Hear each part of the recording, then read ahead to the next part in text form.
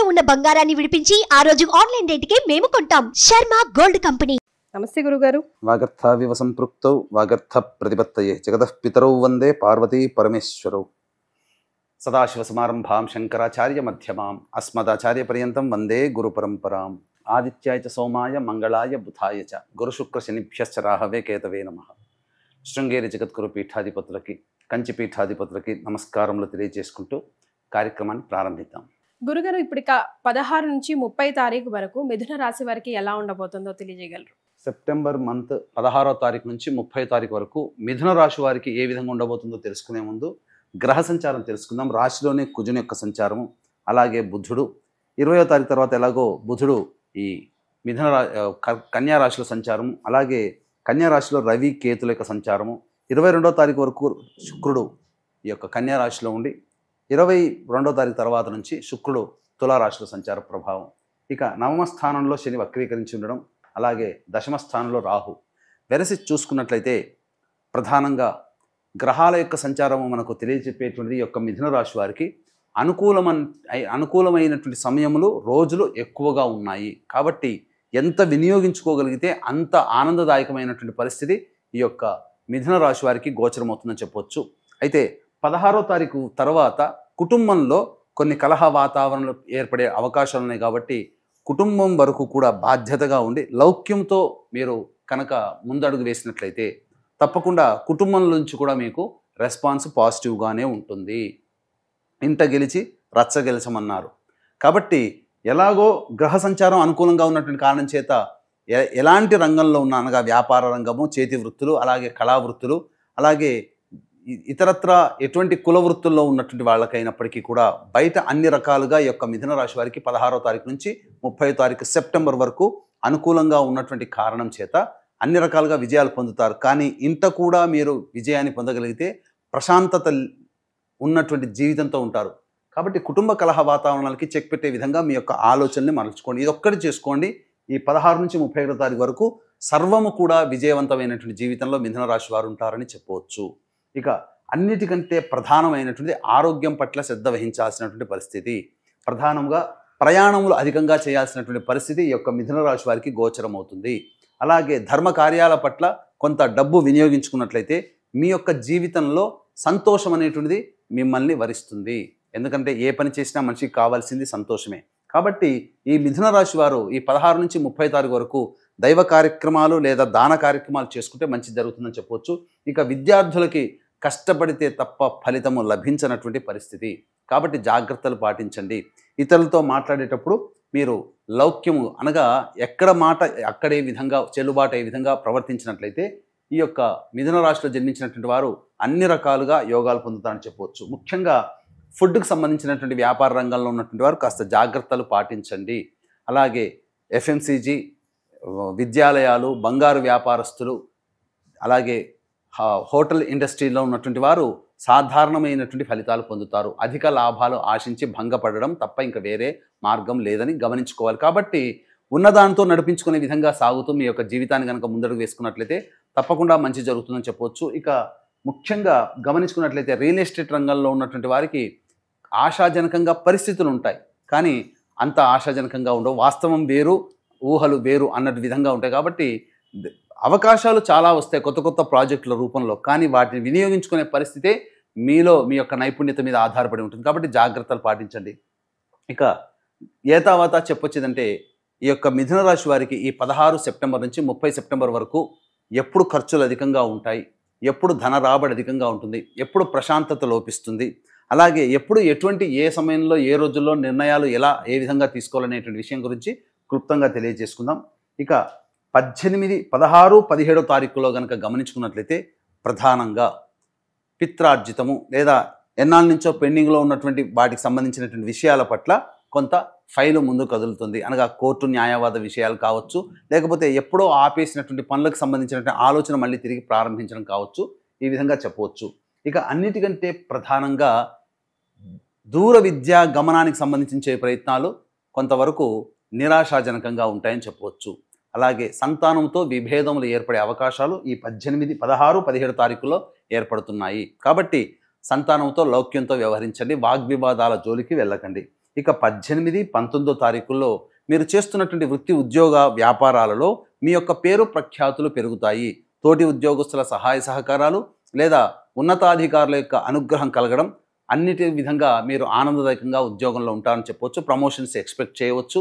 అలాగే నిరుద్యోగస్తులకి ఉద్యోగం లభించే వార్త కానీ, మీ యొక్క నిరుద్యోగానికి భద్రత కానీ ఈ 18, 19 తారీఖుల్లో మీకు ఏర్పడుతుందని చెప్పవచ్చు.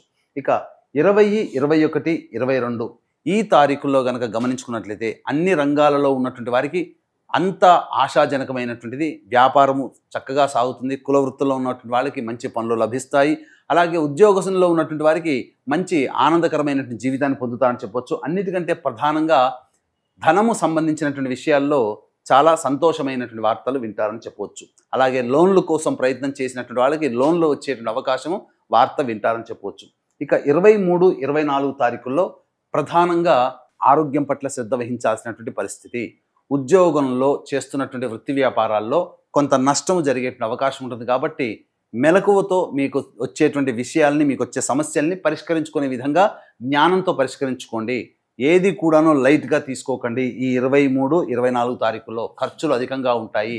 మానసిక ప్రశాంతత ఉండదు. అలాగే దూర ప్రాంత ప్రయాణాలని సూచన చేస్తుంది. ఇక అన్నిటికంటే ప్రధానంగా చంచలమైనటువంటి మనస్సుతో ఎటువంటి నిర్ణయాలు తీసుకోలేకపోతారు. ఇక 25, 26 తారీఖుల్లో కనుక గమనించుకున్నట్లయితే మీలో ఆత్మవిశ్వాసం అధికంగా ఉంటుంది. ఊహించిన దానికంటే కూడా ఎక్కువగా రెస్పాన్స్ మీరు చేస్తున్నటువంటి వృత్తి ఉద్యోగ వ్యాపారాల్లో రావడం వల్ల మీరు ఆనందదాయకంగా ఉంటారు. ఒక పెండింగ్ పని పూర్తి చేసుకుంటారు. అనగా ఏదైనా కానీ సమస్యని పరిష్కరించుకుంటారు. ఎన్నాళ్ళ నుంచో అపరిష్కారం కానటువంటి సమస్యలు పరిష్కారం అవుతాయి. అన్నిటికంటే విందులు, వినోదాలు, బంధువులు, స్నేహితులతో ఆనందంగా ఈ 25, 26 తారీఖుల్లో గడుపుతారని చెప్పొచ్చు. ఇక 27, 28 తారీఖుల్లో కనుక చూసుకున్నట్లయితే కుటుంబ సభ్యులతో వాగ్వివాదాలు పెరుగుతాయి. అలాగే ధనము కూడా ఖర్చు అధికంగా ఉంటుంది. అన్నిటికంటే ప్రధానంగా మీ యొక్క ఎడమ కంటికి సంబంధించినటువంటి ఇబ్బందికర పరిస్థితులు ఎదురవుతున్నాయని చెప్పవచ్చు. ఇక 29, 30 తారీఖుల్లో ముఖ్యంగా కుల వృత్తుల్లో వ్యాపార రంగంలో ఉన్నటువంటి వారికి ఊహించిన దానికంటే ఎక్కువ రాబడి అధికంగా ఉంటుంది.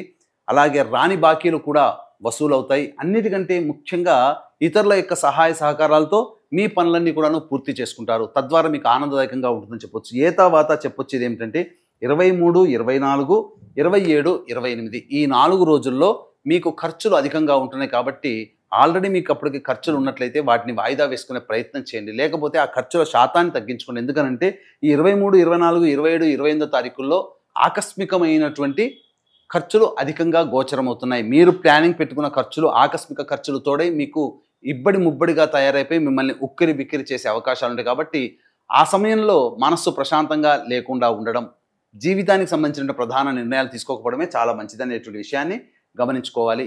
ఏతావాత ఈ యొక్క మిథున రాశి వారికి అనుకూలమైనటువంటి సమయాలు, రోజులు ఎక్కువగా ఉన్నాయి. అంది వచ్చినటువంటి అవకాశాన్ని జాగ్రత్తగా మీరు కనుక అందిపుచ్చుకున్నట్లయితే మిమ్మల్ని మించిన వాళ్ళు ఎవరూ లేరు. ఒక్కటి మీ కుటుంబ సభ్యులతో మీరు వాగ్వివాదాలు అనేటువంటివి పెట్టుకోకండి. అన్నింటా మీరు ఆనందదాయకంగా ఉంటారని చెప్పవచ్చు. అయితే ఈ యొక్క వీక్షిస్తున్నటువంటి ప్రేక్షకులకి సెప్టెంబర్ 18వ తారీఖు రోజున పాక్షిక చంద్రగ్రహణం అనేటువంటిది ఏర్పడుతుంది. ఇది కుంభ, మీన, మేష, మిథున, కర్కాటక, కన్య, వృశ్చిక రాశిలో జన్మించినటువంటి వారికి ఈ యొక్క గ్రహణ దోషం ఉంటుంది. కాబట్టి గ్రహణ దోష నివారణ హోమాలు మరియు వివాహం కాని అబ్బాయిలు, అమ్మాయిల కోసం 18 రకాల హోమాలు కేవలం పర్ హెడ్ 1500 రూపాయలకి చేయించడం జరుగుతుంది. అవకాశం ఉన్న వాళ్ళు కార్యక్రమ తదనంతరం కాంటాక్ట్ చేసి పూర్తి వివరాలు తెలుసుకోవచ్చు. అలాగే ఈ యొక్క సెప్టెంబర్ 19వ తారీఖు నుంచి అక్టోబర్ 2వ తారీఖు వరకు ఈ యొక్క పితృపక్షాలు అనగా ఈ పితృపక్షాలలో పితృదోష నివారణ కార్యక్రమాలు. పితృదోషం అనగా తండ్రి వైపు 7 తరాలు, తల్లి వైపు 4 తరాల్లో కుటుంబంలో ఏమైనా దుర్మరణాలు అంటే road accident, fire accident, suicide attempt, నదిలో బావిలో పడి చనిపోవడం, ఇంట్లోంచి వెళ్ళిపోవడం, లివర్ ఫెయిల్, కిడ్నీ ఫెయిల్ చనిపోవడం, క్యాన్సర్తో చనిపోవడం, అలాగే 60 సంవత్సరాల లోపల ఏ విధంగా చనిపోయినా, కాలసర్పదోషంలో జన్మించిన, కరోనాతో చనిపోయినా, అలాగే ఏ పని చేసినా ఆ పనిలో మీకు సక్సెస్ కాలేకపోయినా, జీవితంలో ఎదుగుదల లేకపోయినా, అలాగే ఎప్పుడూ ఆనందదాయకంగా ఉండకుండా పరస్పరం సమస్యలతో ఎప్పుడూ ఉంటున్నా మీ కుటుంబంలో పితృదోషం ఉన్నట్టు లెక్క. కాబట్టి నిజాయితీగా ఈ యొక్క పితృదోష నివారణ కార్యక్రమాలు సెప్టెంబర్ 25 మరియు 30 తారీఖుల్లో చేయించడం జరుగుతుంది. అవకాశం ఉన్న వాళ్ళు మీరు కాంటాక్ట్ చేయవచ్చు. అలాగే రాలేని వాళ్ళ కోసం బ్రాహ్మణుని కర్తగా పెట్టి కూడా చేయించడం జరుగుతుంది. కాబట్టి గోత్రనామాల నమోదుకి కార్యక్రమ తదనంతరం కాంటాక్ట్ చేసి తెలుసుకోవచ్చు. సో మిథునం రాశి వారికి ఆల్మోస్ట్ అంత బాగుందనే చెప్తున్నారు గురుగారు, ఎక్సెప్ట్ ఒక కుటుంబ కలహాలు తప్ప. మరి అవి కూడా తప్పించడానికి మనం ఏమైనా రెమెడీస్ చెప్పగలమా? ప్రధానంగా ఈ యొక్క 16వ తారీఖు నుంచి 30వ తారీఖు వరకు మిథున రాశి వారు చేయాల్సిందల్లా కూడా ప్రతిరోజు అవకాశం ఉంటేనే ప్రతిరోజు చేయండి. లేకపోతే కనీసం ఒక 7 రోజుల పాటైనా రావి చెట్టు చుట్టూ శివాయ నమః అంటూ 27 ప్రదక్షిణలు చేసి ఉత్తరం వైపు ఫేస్ పెట్టి శివ అష్టోత్తరం 3 సార్లు పారాయణం చేయండి. చాలు. మీ జీవితంలో తీసుకోగలిగే నిర్ణయాలు మీకు ఆ భగవంతుడే మీకు మంచి దారిని చూపుతాడనలో ఏమాత్రం సందేహం లేదు. అలాగే ఇవి మనం చెప్పుకునేటువంటివి గోచార రీత్యా మీకు రాశిని, మీరు జన్మించిన రాశిని అనుసరించి చెప్పేటువంటి ఫలితాలు. ఇందులో భాగంగా మీకు ఇంకా సమస్యలు అధికంగా ఉన్నాయంటే మీరు జన్మించిన సమయానికి జన్మకుండలి అనేది ఉంటుంది. ఆ జన్మకుండలి ద్వారా మీ యొక్క సమస్యలకి చక్కటి పరిష్కార మార్గాలు ఉపాసనాపరులైనటువంటి జ్యోతిషులు తెలియజేస్తారు. దగ్గరలో ఉన్నటువంటి పండితుల్ని సంప్రదించి మీరు పరిహారాలు చేసుకున్నట్లయితే భవిష్యత్తులో వచ్చేటువంటి సమస్య నుంచి కూడా మీరు పరిష్కారం పొందవచ్చని చెప్పవచ్చు. రైట్, చాలా సంతోషం గురుగారు, ధన్యవాదాలు. సర్వం శ్రీ ఉమామహేశ్వర పరబ్రహ్మార్పణమస్తు.